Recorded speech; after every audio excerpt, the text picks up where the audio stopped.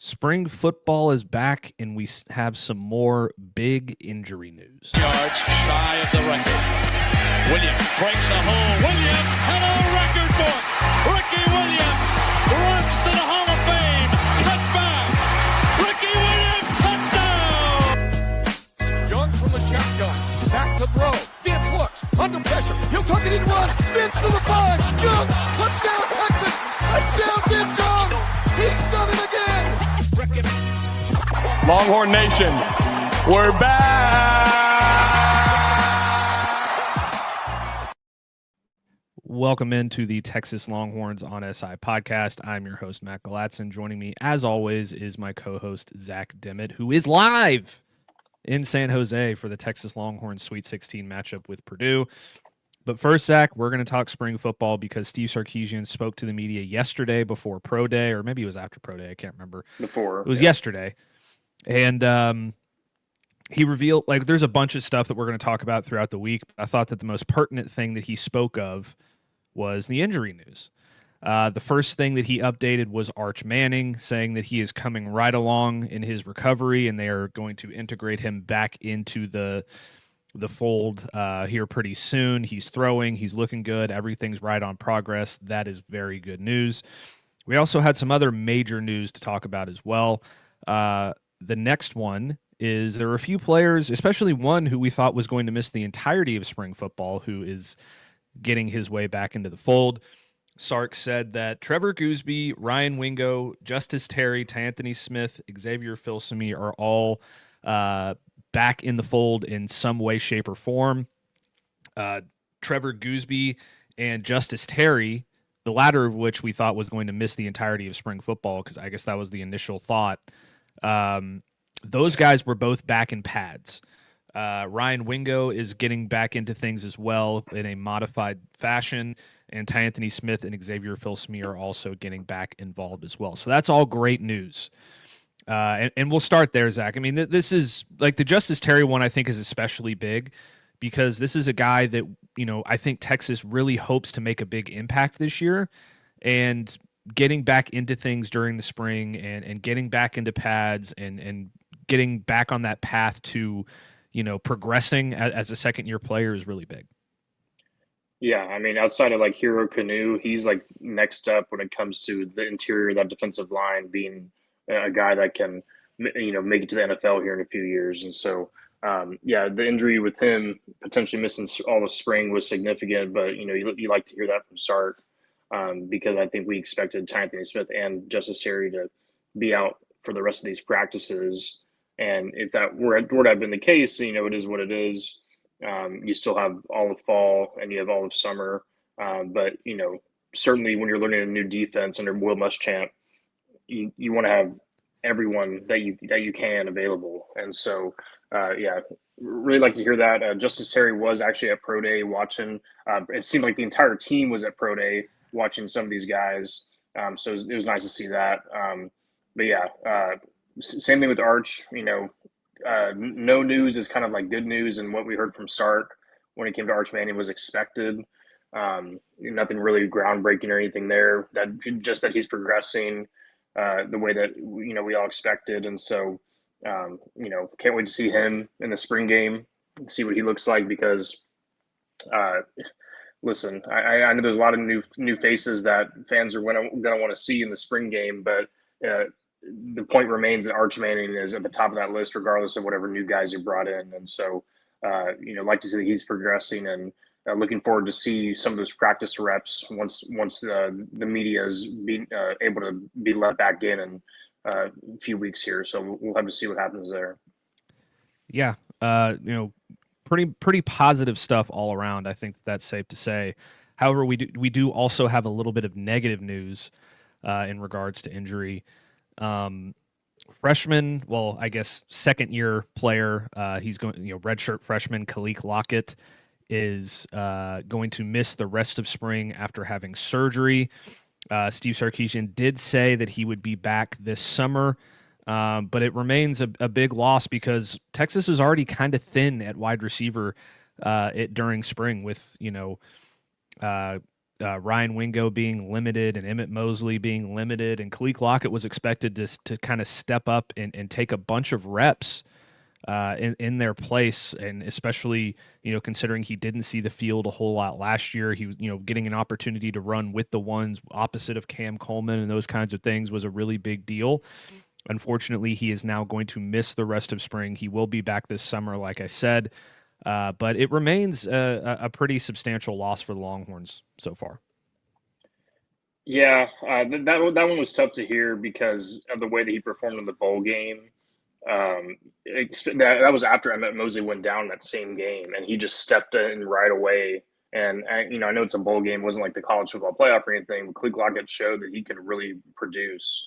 And that catch he had in the fourth quarter, that gave Texas the lead, and they never looked back. And the Longhorns kind of ran away with that game, and it was all because of the spark that he provided. So, yeah, it was tough to hear that, but at least when it comes to the receivers, it's a negative update from Sark when it comes to Lockett's injury, but you can always look at it from a positive light because now Jermaine Bishop gets increased reps. Now Cohen Brown gets increased reps. Now Chris Stewart gets increased reps, and so on and so on. And even Sterling Burkhalter, I know he's a veteran, but now he's going to be able to, dive even deeper into that system, and maybe, who knows, he has a bigger impact than we expect this fall because of that. So, yeah, that was tough to hear. But the good thing is that it's nothing season ending or anything like that. Spring ball is important, but as long as you're ready for the fall and ready for that season opener, because Khaliq Lockett, he's gonna hold a potentially valuable depth role on this team, and so the fact that he'll be able to get back in time is going to be big. And so yeah, another guy, a little less known of a name, but Caden Scherrer, freshman offensive lineman, he also had, he's going to be out for spring. So, tough to see that, especially for a guy that's just getting onto campus there, but, local guy from Georgetown. So, obviously not going to be expected to come in and, produce right away.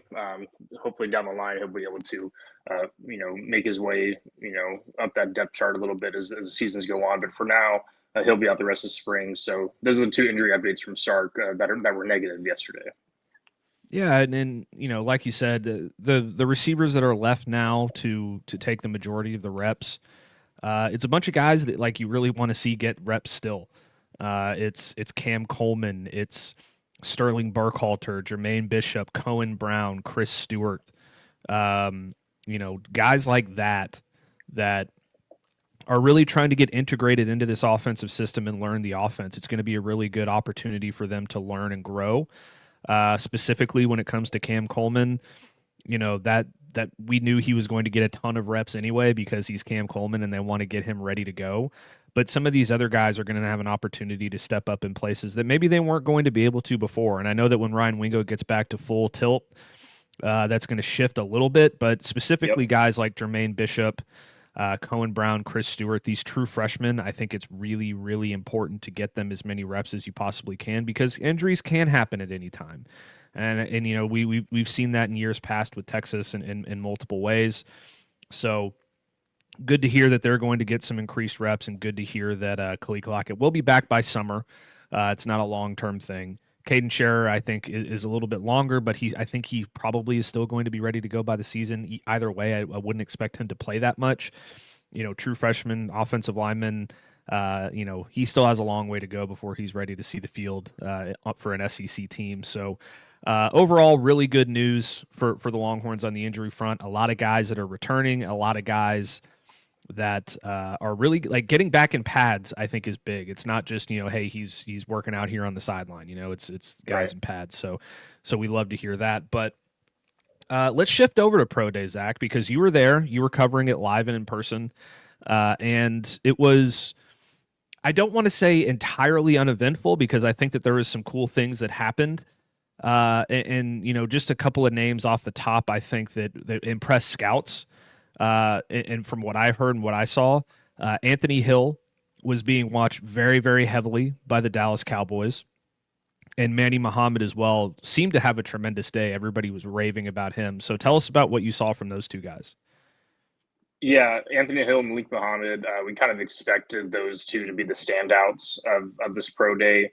Brian Schottenheimer was there. At first, he didn't show up right away. And then all of a sudden, out of nowhere, he comes in and talks with Steve Sarkisian for around 20 straight minutes, just them two. I even set a timer just to make sure I got close to exactly how long they were talking. And you got to expect that they were talking extensively about Anthony Hill and Malik Muhammad, and both of those guys. None of them did the 40. They're probably comfortable with their times from the combine. But Malik Muhammad and Anthony Hill were both catching passes from Matthew Caldwell, who we'll talk about in a second. But he was throwing them some passes in a defensive sort of scenario down the field, and in short yardage for Anthony Hill at least. And so, I think they looked impressive. I think that at the end of the day, the combine already did them tons of favors. The pro day was just kind of adding a little bit more on top of that, and being able to be in person and in front of all 32 teams, by the way. And so Malik Muhammad is going to be meeting with the Cowboys here soon. Obviously a local Dallas kid, and he was talking about it with the media afterwards that would be pretty much a dream come true for him. And Anthony Hill already had dinner with the Cowboys, and I'm sure he's going to meet with them again. I need to double check that, but they're obviously very high on him. Another Dallas kid, Dallas area kid at least. And so, obviously we already know what those two are able to bring to the table. But at the end of the day, this pro day was a lot bigger of a deal for guys like Jalen Gilbo or Matthew Caldwell, who was the only quarterback there. You're right. It wasn't entirely uneventful, but when you compare it to last season's pro day and then the pro day that we're going to be having next year, it's pretty much night and day when it comes to some of the star power that's going to be there, because last year you had Quinn Ewers, Matthew Golden, Jaden Blue, the list goes on. And then next year, I mean, it's just going to be Hollywood when it comes to Arch Manning, Cam Coleman, Colin Simmons. And so this year's pro day, not uneventful, but definitely not as crowded as it was last year. I will say that. So, I think that Jalen Gilbo and Matthew Caldwell, they did themselves some nice favors there. Jalen Gilbo ran a 4.45 on the 40. Good time. That's what he for told. him. Yeah, he told the media that afterwards. I thought he looked pretty solid, and he was catching balls down the field. It's hard to really tell exactly what a guy is going to be like I'm not an NFL scout, so seeing a guy catch balls down the field when he's guarding no one may not say a whole lot, but I know some of these scouts probably saw some of that athleticism and obviously know that he was a multi-year starter on an SEC/Big 12 team. And of course, I know this past season didn't go quite as, the way he wanted. He got benched late in the year for Cade Phillips. But at the end of the day, this guy has tons of experience, for one of the best programs in the country. And so he's got a lot to bring to the table. And I think he did himself some favors there. With Matthew Caldwell, though, it was kind of, interesting heading into the pro day.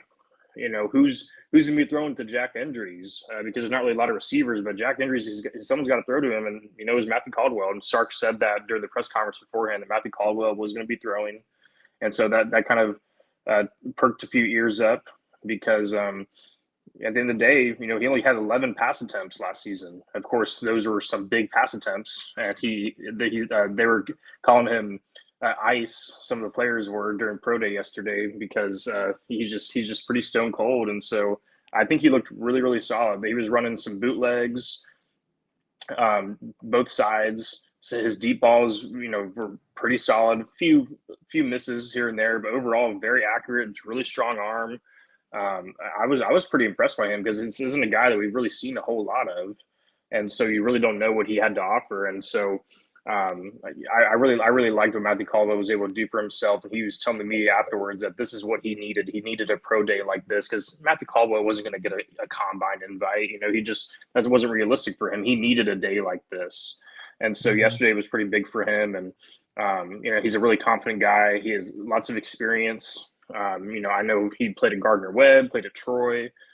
So it's not like he was starring for Ohio State or anything like that and getting all this attention from scouts. But I think this past year did him a lot of favors, and I think the pro day did that as well. And so, yeah, he was throwing to Michael Taft, who signed up to be a temporary receiver yesterday, and Michael Taffy, he looked pretty good as a receiver. Not gonna lie, some good routes there, and he was doing Matthew Caldwell a favor by allowing him to have someone to throw to aside from Jack Endries and Rhett Anderson walk-on receivers. So, yeah, those are just a few of the standouts that I noticed. I thought Trey Moore, kind of a guy who is he going to play edge? Is he going to play off-ball linebacker?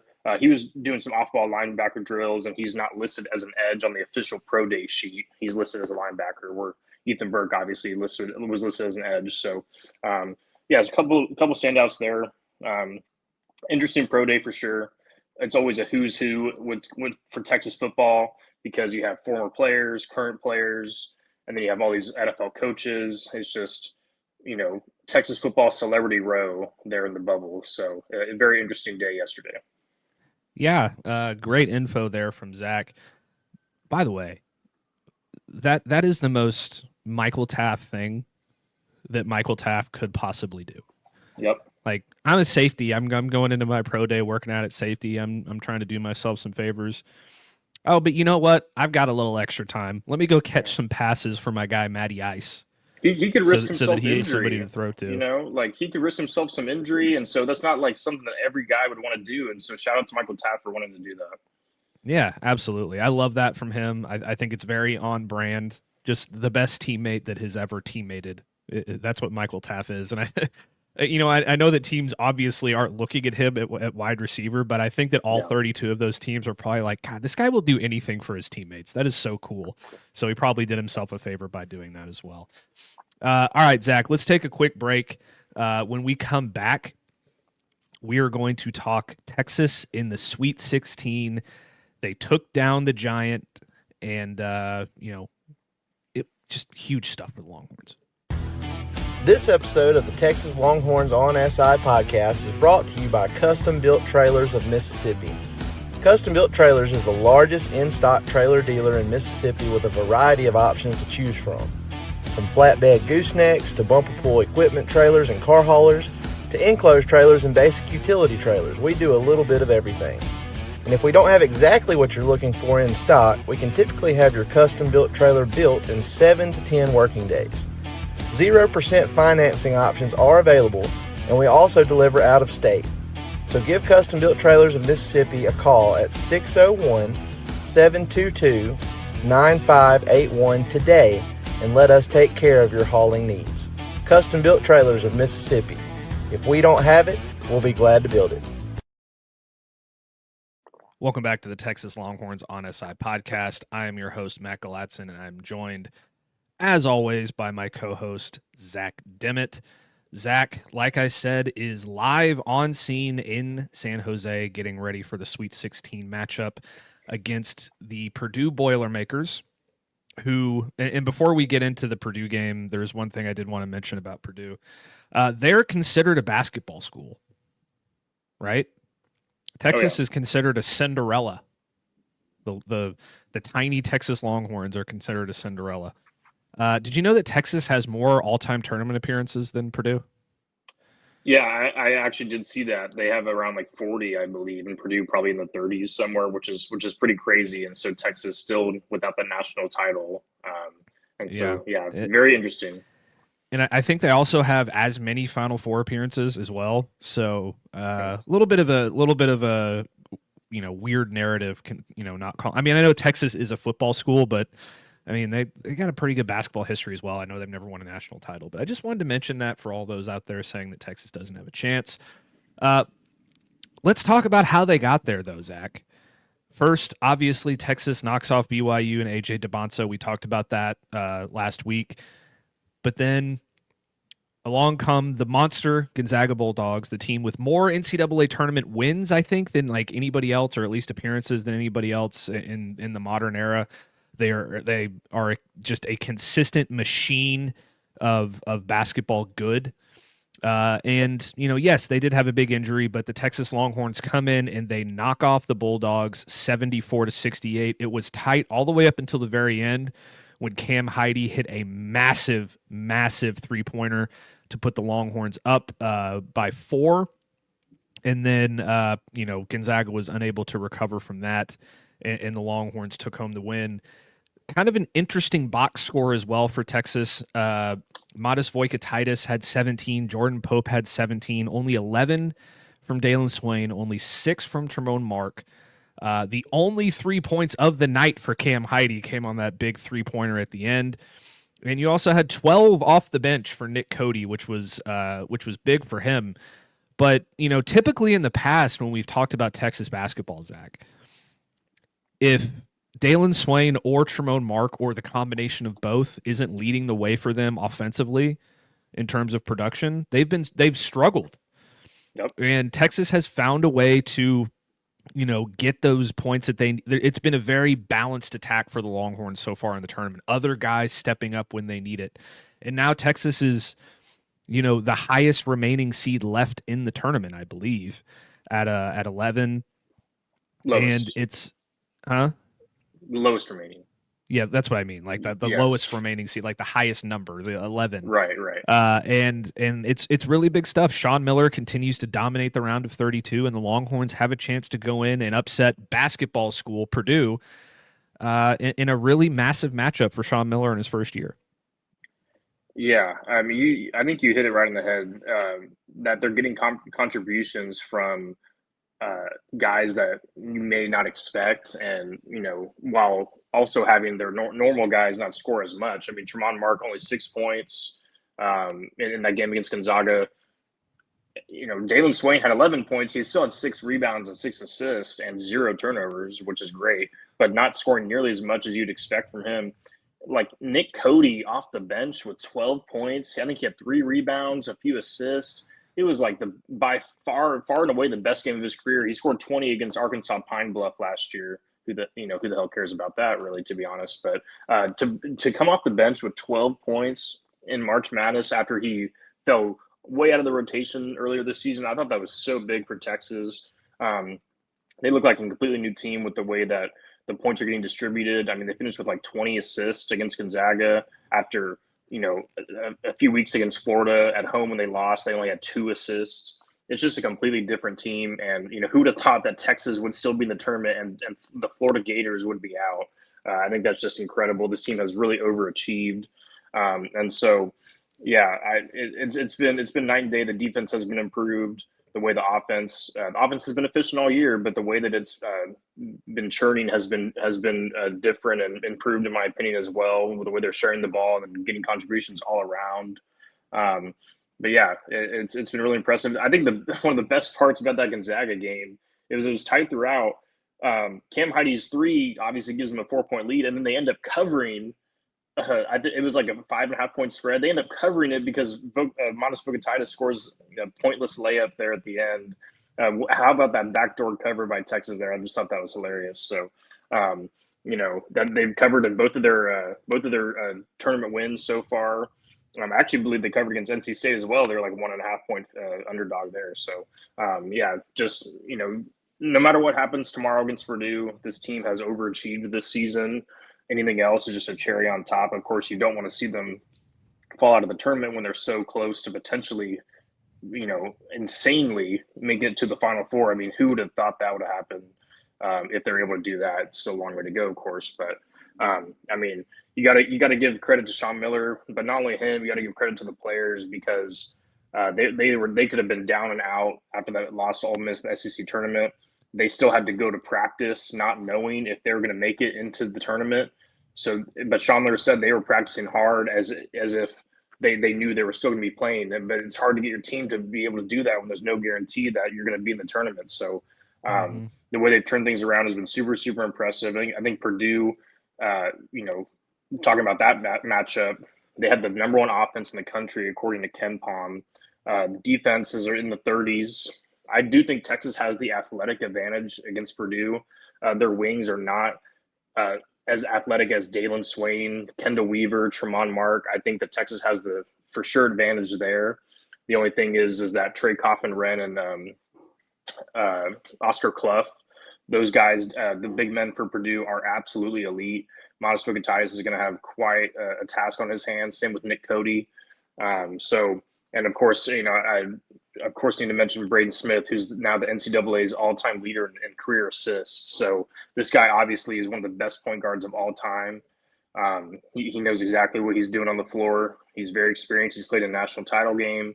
And so Texas has quite the task on their hands because Purdue's offense is the best that they have seen all season long. But I do think there is some ways Texas could win this game when it comes to utilizing Dalen Swain and Tremont Marks' length and athleticism on the wings. And then Vogatitis, I think he could have an advantage as well a little bit because Kaufman, Wren, and Clough are not exactly elite shot blockers. They're very good on offense, but on defense, I think that Vogatitis could have an advantage over them in that regard. But he's going to have a tough time on the defensive end as well. So a lot of things to watch. If Texas is able to pull this off tomorrow, what a season that would be for Sean Miller, regardless of how it ends. And so we got to wait and see what happens. But this definitely is going to be the best team they've played all season long, in my opinion. Yeah. I mean, I don't think that there's any secret about that. ESPN's matchup predictor has Purdue with a 75.5% chance of winning the game. They're also favored by 7.5. The game's going to be on CBS at 6:10 p.m. Thursday night. Big matchup for the Longhorns, that's for sure. In case you're wondering, the remaining teams in the tournament, the Sweet 16 as we have it now, Arizona will face off against Arkansas tomorrow at 8:45 p.m. Obviously, Texas and Purdue at 6:10 p.m. We also have Michigan and Alabama on Friday at 6:35. Tennessee and Iowa State. I did not expect the Vols to make it that far. They are Friday night at 9:10 p.m. These are all Central Time, by the way. Tomorrow night at 9:05, we have Illinois and Houston. Iowa and Nebraska tomorrow at 6:30. We also have Michigan State and UConn on Friday at 8:45, and then Duke and St. John's on Friday at 6:10. One of those things is not like the other thing, and that is Texas. They are not one of those teams. Like Iowa's probably the closest one where it's like, wow, what are they doing here? But that's still a pretty good team. It's really cool after the struggles that we saw Texas have this year at different points in the seasons and the shortcomings that we thought that they had, to see them in the field with these other teams. I do think it's hilarious that they're being called a Cinderella because it's like literally Texas is literally the biggest brand in college sports, alongside like Notre Dame. And to see them being painted as a Cinderella and all these memes of Sean Miller in a Cinderella dress and like all this stuff, it's just like, it's kind of absurd. If you switched around like one or two games in the year Texas won that they probably gave away or whatever, they're probably an 8 or 9 seed, and maybe they don't even make it this far. They just got a good draw, and I agree with your assessment of the game. I think Texas has the athletic advantage on the wings. I think Purdue has the advantage inside. How is Texas going to deal with that? It's been a little bit of an Achilles heel for them defensively all year, when there's those big guys that are a little bit more dominant. But I feel pretty good. I think that beating BYU and beating Gonzaga are two really good wins, and it gives you confidence that Texas can do it again. I mean, Purdue's a really good team, though, so we're going to have to see where that one goes.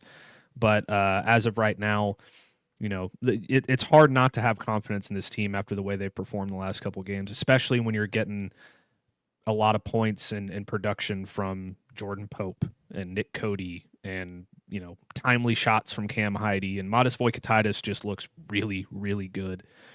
And I love his mentality too. Is keep kind of saying the same thing in this tournament. He keeps saying, "I don't care who I play. I just want to go out there and fight." And I think that that's kind of the mentality that this Texas team is carrying throughout the tournament. So really, really good stuff for the Longhorns. We'll be back tomorrow to preview it a little bit more as we prepare for this matchup. Any closing thoughts on this game before we get out of here, Zach? Is there a key or a matchup or a stat that you think could turn the tide in the Longhorns' way? Yeah, I mean, it starts with the defense, like you said, but more specifically, the 3-point defense. Purdue is top 10 in the country in 3-point percentage. So they're not taking like a ton of threes necessarily, but when they do take them, it's more likely than not they're going to hit them. And if you're able to get that advantage in that category, regardless of who you are, you're going to have a really good chance of winning the game. And so, Texas, they're not the same defense they once were, but you don't want it all of a sudden to be one of those things where you regress back to what to the bad habits that you had during the season. I don't really think that's going to be as bad as it once was when it comes to the defense, but that is something to watch because if Purdue's hitting their threes and Texas doesn't have an answer on the other end, the game could get out of hand pretty quickly because Purdue's offense is just that elite. So definitely something to watch there. Yeah, and for those who don't know as well, should Texas pull off this upset against Purdue, not only will Sean Miller equal Rodney Terry's deepest tournament run, but he will also have to face the winner of Arizona and Arkansas. And that will not be fun. So, we'll see what happens. A lot of good teams left in the field. I'm surprised Ford is not in it. They were my pick to win the national championship, so I look like kind of an idiot now, but here we are. But thank you so much for tuning into this edition of the Texas Longhorns on SI podcast. Please make sure to like, subscribe, and rate our podcast and comment down below on YouTube to let us know your thoughts. It really helps us out in the YouTube algorithm.